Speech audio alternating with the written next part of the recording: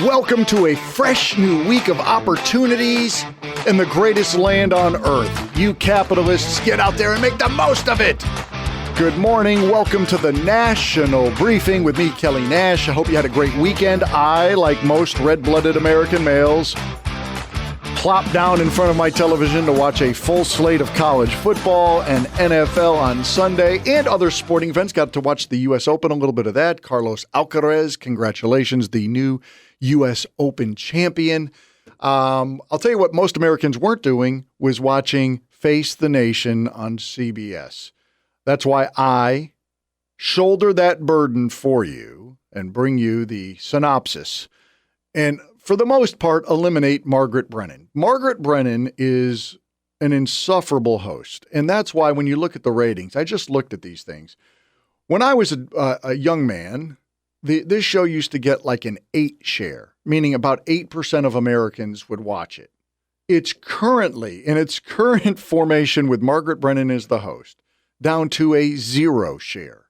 0.72% of Americans watch Face the Nation. This is pathetic. Now, if you look at in the biz, we talk about the 25-54. People in that age group, that's a key advertising demo. If you are trying to reach the 25-54 demo for the United States of America, last week, she had an up week, by the way. She was up to 320,000 last week. The week previous, she was at 288,000.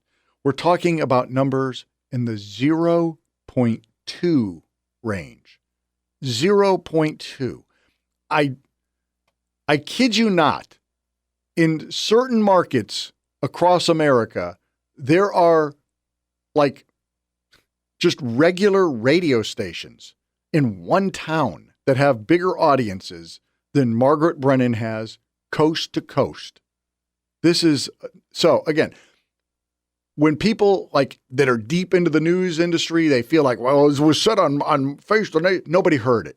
Nobody's seeing it. Nobody's watching it. Nobody cares about it. If you do watch the show, it's usually because Margaret Brennan is just a low IQ individual who believes she's high IQ, which can lead to some comedic moments like when she has somebody really sharp on, like J.D. Vance, who will slice and dice her, and she'll sit there slack-jawed in disbelief that she's just been wrecked on her own show. That can be comedic. Yesterday, she thought she had an easier guest. His name's Kevin Hassett. If you're not familiar with him, he's the director of the National Economic Council of the United States. Kevin is a very high IQ individual, but he's a numbers guy. He looks like a numbers guy. He talks like a numbers guy. He's never going to be the life of any party. But Kevin's also not going to be put in the corner. He's like Baby. You don't put Baby in the corner. You don't put Kevin Hassett in the corner. She attempted several times to put Kevin in the corner. I'll give you a couple of the moments. In this first instance, Kevin is being asked about the pathetic jobs report that we received on Friday. Only 22,000. That's pathetic. Now, Kevin is going to reference back to the 2023 jobs reports and the 2024 jobs reports and how we had to have massive revisions. I think he's also going to let you in on a little of information that I'm confident she had no idea, even though you hear her interrupting. Yes, of course. She has no idea what he's talking about when he talks about the methodology that we used in order to get this data and why it's so flawed and why we had to fire the former head of the Bureau of Labor Statistics because they didn't want to change the way we get the information. So, Kevin, pick it up with, it's a pathetic jobs report. We came in with 22,000 in August. They have two ways of estimating the jobs. There's something called the payroll survey, where they ask the employers, how many people did you hire? Mm-hmm. Then they have something called the household survey, where they call up people. They say, do you have a job? Right. And over those 2 years, the payroll numbers said that we created 4.5 million jobs. And the household survey said about 2 million fewer, about 2.5 million jobs. And they should have the same answer. And so for August, for example, the payroll survey said 22,000 and the household survey said 288,000. Hold up. Are you telling me that the revision that we're going to get, if we're being honest, if we're using the Joe Biden methodology, we're going to go up? We're not just going to double it from 22,000 to 44,000. We're not going to double it again to 88,000. We're going all the way up to 260,000 jobs were added, and which would be a fantastic month. That would be like, I don't think it's record breaking, but it's one of the best months of the year. And yet right now, everybody feels like it's a pathetic disaster of a month. All right. I'm going to allow Margaret Brennan to ask a question now. And just because I just want you to hear, again, I promise she's not going to talk for more than 15 seconds. So just tolerate the 15 seconds of her acting and thinking and feeling as if she's got Kevin Hassett cornered, because she's going to drill him on the manufacturing jobs. We are also seeing in that data, you say you don't trust necessarily that it's manufacturing, that's trade related, that is where the lack of hiring is happening. Those are the areas that the president had promised there would be new jobs. When do those new jobs in those sectors come? Yeah, when? Right. Let's think about it again, though, that in terms of the way that the data are a little frustrating for everyone right now, that industrial production's at an all-time high, GDP is booming, productivity was up 3.8% in the last quarter, and it looks like manufacturing jobs are down. And so how is it that industrial production is at an all-time high while manufacturing employment is down? It's something that we're looking forward to seeing what happens in the revisions. The revisions have been last year. There's a benchmark revision next week. Last year, the revision was more than 1 million over the last year. This is why we need new and better data.